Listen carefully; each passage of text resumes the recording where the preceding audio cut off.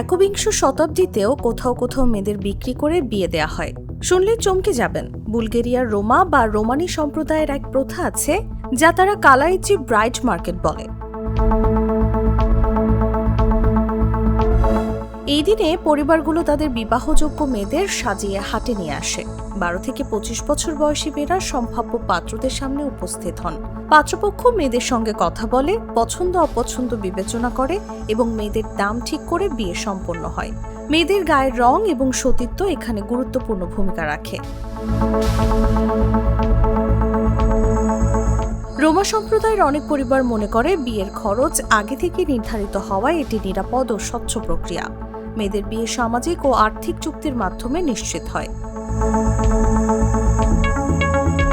তবে আধুনিক দৃষ্টিকোণ থেকে এটি বিতর্কিত। সমালোচকরা বলেন, এখানে মেয়েদের মতামত সবসময় গুরুত্বপূর্ণ হয় না, আর অল্প বয়সে বিয়ে এবং শিক্ষার সুযোগ হারানোর ঝুঁকি রয়েছে।